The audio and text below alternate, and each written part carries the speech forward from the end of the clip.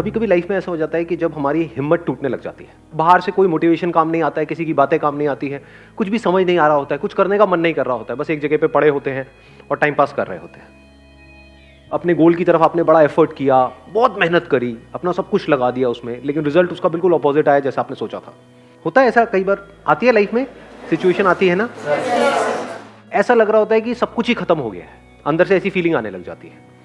तो उस वक्त क्या करना चाहिए, मतलब कि उस वक्त खुद को मोटिवेट कैसे करें? उनको माइक दे दो। सर आपकी वीडियोस देखती हूँ। अच्छा, तो सारे करते हैं यहाँ पर आए हैं। तो मेरे जब वीडियोस देखते हो तो काम करता है, वो रिलेटेबल होता फर्क पड़ता है, बहुत फर्क पड़ता है। Even you are a life giving person. इसको एक स्टेप और आगे बढ़ाते हैं कि अगर आपने मेरे वीडियोस देखे, और वैसे ऐसा होना तो नहीं चाहिए, लेकिन वो भी अगर काम नहीं किए, मेरे वीडियोस भी काम नहीं किए अपनी तारीफ करने में बड़ा मजा आता है, लेकिन मान लेते हैं कि अगर आप मेरे वीडियोस देख रहे हो, किसी के वीडियोस देख रहे हो, वो भी काम नहीं कर रहे, अब क्या करें? सर जैसे मेरा 2 बार सर एंट्रेंस मेडिकल का था सर, वो क्लियर नहीं हुआ था सर। उसमें मतलब कि पेरेंट्स का सर मनी भी लगा था उसमें, और टाइम भी लगा था उस समय। प्लान्स भी बहुत सारे थे कि मतलब फर्स्ट ईयर में अगर मतलब क्लियर हो गया तो ऐसा हो जाएगा, ऐसा हो जाएगा, वो सब खत्म हो गया, सब खत्म हो गया था। फिर बाद में ऐसा बहुतों के साथ हुआ होगा, रिलेट कर पा रहे होंगे, कितनों के साथ हुआ है ऐसा कुछ? ठीक है। Yes sir. फिर बाद में मैंने क्या किया कि पहले तो बूस्ट करने के लिए सर आपका मोटिवेशन वीडियो देखा सर। तो फिर वो काम नहीं किया? नहीं सर, वो टेम्परेरी बेस पे काम करता है। टेम्परेरी बेसिस पे किया, मतलब रेगुलर काम नहीं करता। मतलब मेरा दिल रख लिया थोड़ा। नहीं सर, मुझे लग रहा था काम ही नहीं किया, मतलब देखा है क्या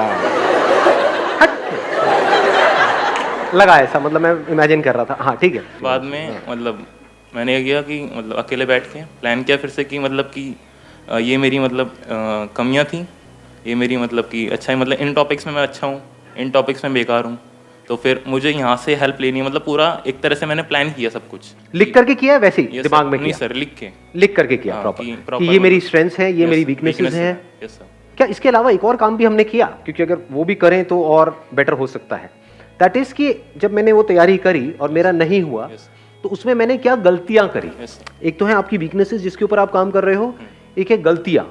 मे बी कि हमने मोबाइल पे बहुत ज्यादा टाइम पास किया। नहीं हाँ, क्योंकि हम सच औरों को नहीं बोल सकते ना, खुद को तो बोल सकते हैं ना। घर वालों को बोला तो बड़े जूते पड़ेंगे कि बेटे यही टाइम पास ही करना था, सुट्टा ही मारना था, मतलब आपके लिए नहीं वैसे, तो मेरे पैसे क्यों लगवाए, है ना? तो क्या ऐसा भी हम करते हैं लिख करके? कितने लोग एक्चुअल में करते हैं? बहुत कम, 2-3 लोग सर। वो भी सर टेम्परेरी, वो भी हम सीरियसली नहीं करते। समझ के दो चीजें यहाँ पे करनी जरूरी है। एक तो ये पहले समझो क्या आपकी वीकनेसेस थी, और अगली बार अगर आप दोबारा से अटेम्प्ट करने वाले हो उसको स्ट्रेंथ्स में कन्वर्ट करना है। और अपने आप से ये भी सच बोलो कि क्या ऐसा हो सकता है, नहीं हो सकता है, कहीं मैं दोबारा अपना टाइम तो नहीं खराब करने वाला हूं। कुछ ऐसी भी वीकनेसेस होती हैं किसी की, जैसे फॉर एग्जांपल सिंगिंग के लिए आप ट्राई कर रहे हो और आपकी आवाज ऐसी है कि जो भी सुनता है कान से खून निकलने लग जाता है, तो आप कह रहे हो कि यार मेरी वीकनेस है, मैं स्ट्रेंथ बना दूंगा। ठीक है, अच्छा है, ऑप्टिमिज्म अच्छा है, बट एक हद होती है ना, मतलब तो इस तरह से अपने आप से सच बोलना होता है कि मेरी वो वीकनेसेस है, उसको स्ट्रेंथ्स में कन्वर्ट करना है। उसके लिए क्या करना पड़ेगा? उसके लिए there is a price to pay. Effort लगाना पड़ेगा, हार्डवर्क करना पड़ेगा, पता नहीं क्या क्या करना पड़ेगा। क्या वो मैं करने के लिए तैयार हूं? क्या वो मैं कर सकता हूं? इफ यू से यस तो नेक्स्ट स्टेप पे जाओ, इफ यू से नो तो बात वहीं पे खत्म हो गई, अब कुछ और सोचो। नंबर 1। नंबर 2, उस वक्त मैंने क्या गलतियां करी? क्योंकि आप कुछ भी करते हो तो कुछ ना कुछ सोच समझ के करते हो, तो वो नहीं हुआ, दैट मींस आपको लग रहा था कि मैं कर लूंगा लेकिन नहीं हुआ, इसका मतलब पक्का है कि हमने बहुत सारी गलतियां करी है, उसको भी लिख लो। तो इससे क्या हो रहा है, हम प्रॉब्लम ओरिएंटेड थे, अब हम सॉल्यूशन ओरिएंटेड बन रहे हैं। प्रॉब्लम क्या है कि नहीं हुआ, मेरा नहीं हुआ, अब क्या होगा, पैसा चला गया, ये हो गया, ये सब क्या है? Problem oriented approach. आप क्या बन गए अब? Solution oriented. इसके बेस पे आपको एक बिल्कुल क्लियर आंसर मिल जाएगा कि आप दोबारा अटेम्प्ट करना है या नहीं करना है। क्योंकि अगर आप वही गलतियां दोबारा से करने वाले हो जो पिछली बार करी, तो छोड़ दो, मत करो, don't waste your time, at least कुछ और तो करो। नहीं तो वही रिजल्ट आएगा जो पिछली बार आया।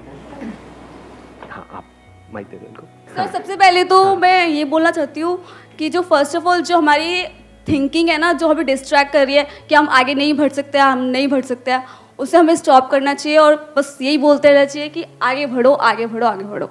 लेकिन उसको स्टॉप कैसे करें? कैसे वहां से बाहर निकले? That is the point. वो बड़ा एक गंदी स्टेट होती है। जिसमें हम जा करके फंस जाते हैं। ऐसा हुआ है, आप लोगों ने एक्सपीरियंस किया है ना? बहुत ज्यादा कुछ हुआ करने का है, मन नहीं कर रहा होता है। बहुत ज्यादा। हाँ। मतलब उसी में हम खोए रहते हैं कि और वही हमारे साथ थॉट्स ये रिपीट हुआ। मोड पे चल रहे होते हैं, एक ही तरह के थॉट्स बार बार आ रहे होते हैं। कुछ देर के लिए आप अपना ध्यान उन थॉट से हटाते हो, कुछ नया सोचते हो, लेकिन फिर ध्यान वहीं चला जाता है, वही प्ले होने लग जाता है। हमारे इसको इस साथ तरीके से तो कह सकते हो, एक तरह से सोचने की आदत पड़ जाती है। 2-4 दिन में, 5 दिन में, होता नहीं है, 2-4 दिन तक आप एक ही तरह का काम करते रहो, कुछ भी करते रहो। जैसे अभी मैं हाथ हिला रहा हूँ, 2-4 दिन तक ऐसे ऐसे करता रहो, इसलिए मिलूंगा, अरे भाई क्या गंदे गंदे इशारे कर रहा है। सो द पॉइंट इज कि एक तरह से अगर हम सोचते रहे नॉन स्टॉप 2 दिन 4 दिन, तो आदत पड़ जाती है, हैबिट, एक तरह की हैबिट पड़ जाती है उस तरह से सोचने की।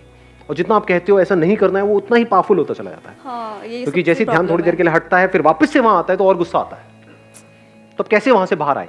और बाहर ऐसे नहीं कि कुछ दिनों में बाहर आए, इमीडिएटली, इंस्टेंटली वहां से बाहर कैसे आए? अपने आप को शीशे में देखो। सर रोज देखते हैं। मजाक उड़ा रहे हैं आप मेरा? हम जैसे देखते हैं वो वाला देखना नहीं, हाय क्या लग रही है, मैं वो वाला देखने की बात नहीं कर रहा। मतलब देख करके खुद को मोटिवेट करना सीखो, वो सबसे पावरफुल मोटिवेशन है। क्या क्या ऐसे काम है जिसमें आप मास्टरी को अचीव कर सकते हो सकता है वो आपके करियर से रिलेटेड हो सकता है ना हो। ध्यान से समझ लेना इस चीज को। लाइफ में सबसे ज्यादा जो मजा आता है ना, वो आता है किसी भी पर्टिकुलर काम में मास्टरी को अचीव करके। लेकिन आप सबकी कंडीशनिंग कैसी हुई पड़ी है, घर में जो माहौल है, यहाँ पे वहां पे, वो मास्टरी की कहीं कोई बातें नहीं होती है। वहां पे होती है क्रैक करने की बातें, क्रैक करो क्रैक करो। क्रैक से क्या हो जाए? Think about mastery, don't think about packages. ऐसे हम सोचते हैं ना, सुबह जाता ये हो गया तो इतने का पैकेज, ये हो, चिंती बनते चले आ रहे हैं। हो सकता है आप अपने माइंड में सोच करके बैठे हो, हाँ 6 लाख का पैकेज लग जाएगा तो ये हो जाएगा, वो हो जाएगा। हो सकता है आप 60 लाख डिजर्व करते हो, 7 लाख नहीं 60 लाख। खुश हो जाओ, आपकी बात हो रही है। क्या आपको पता है आपकी एक्चुअल कैपेबिलिटी क्या है? नहीं पता जी, किसी को नहीं पता। वो तो जब आप खुद पे काम करना एक्चुअल में शुरू करोगे अपनी मास्टरी के ऊपर, तब पता लगेगा क्या निकल के आ रहा है वहां से।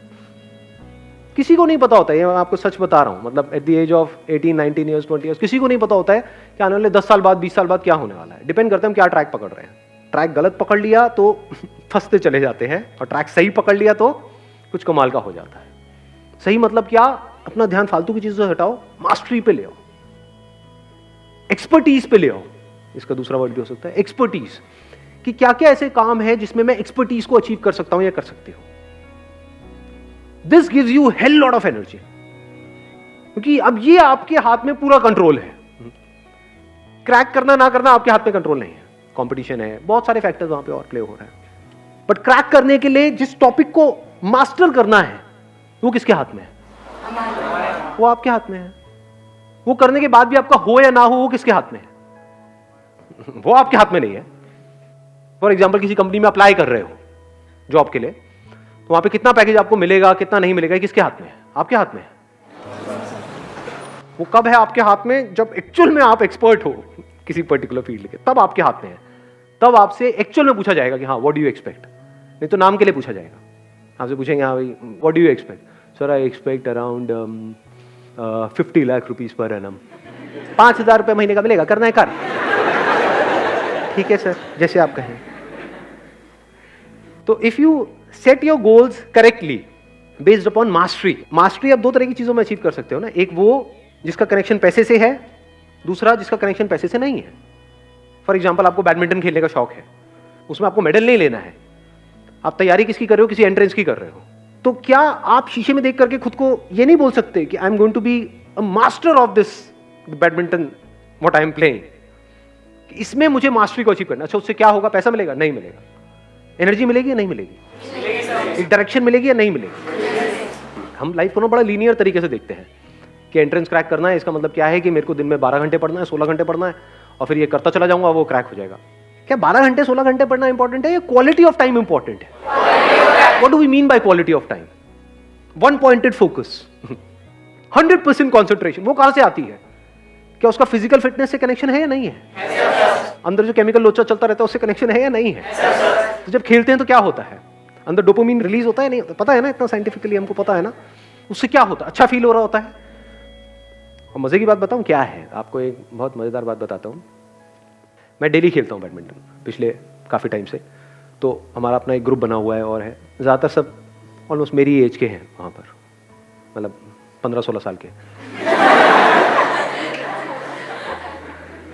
मजाक कर रहा हूँ, 30-40 साल के हैं। उनमें से एक बार एक बंदे ने एक बड़ी सही बात बोली थी।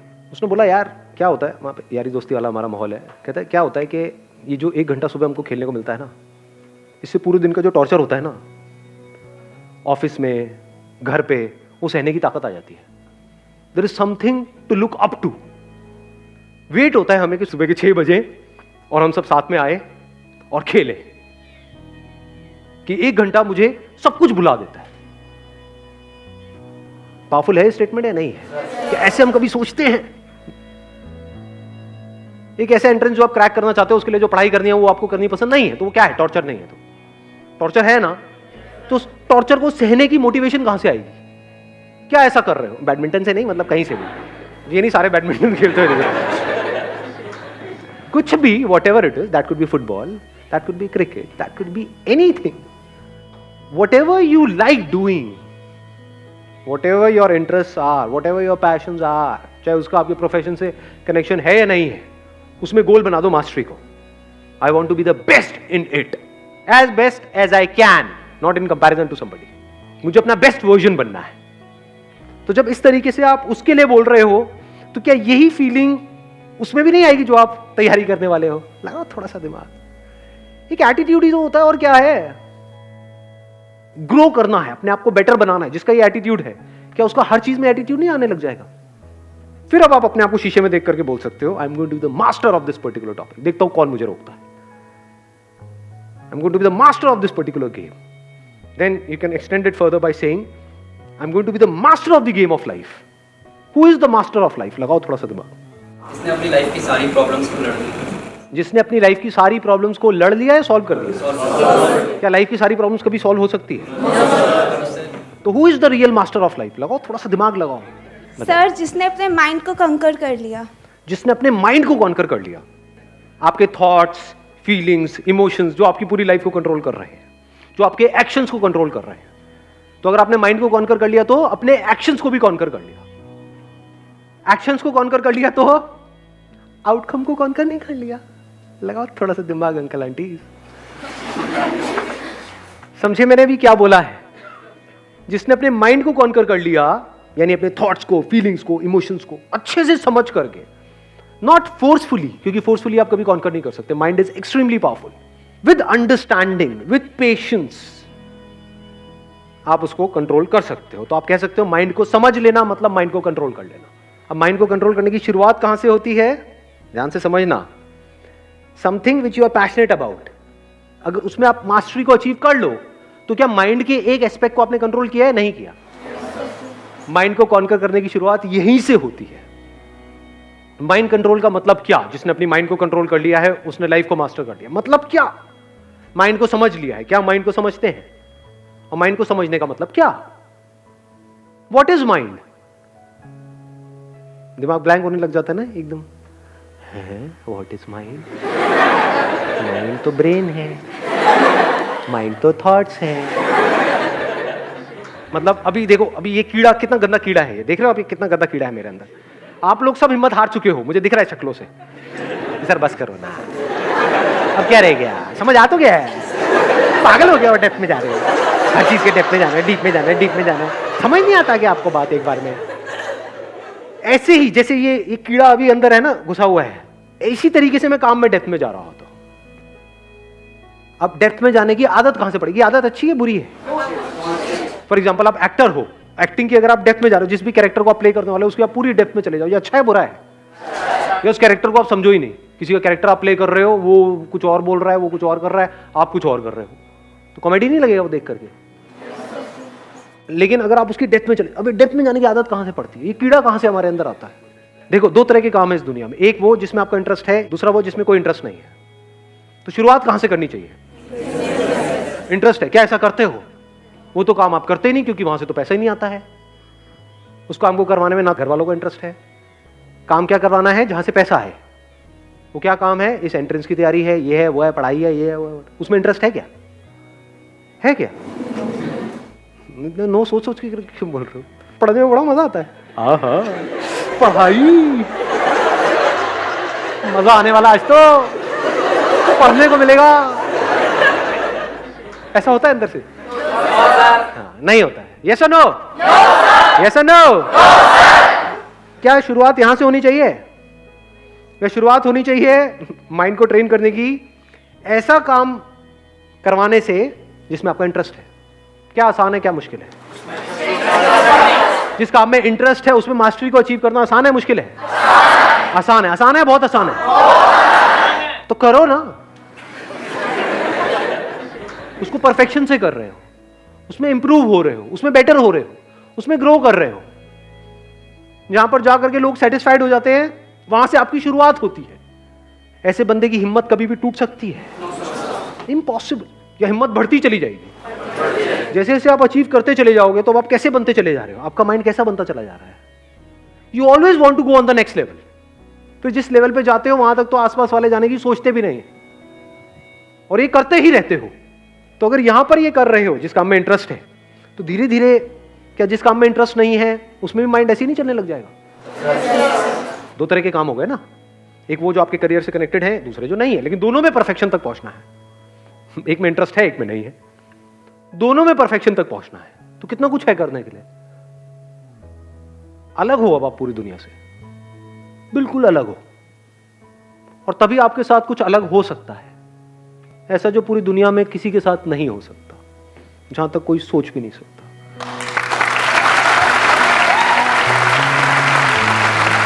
Thank you sir.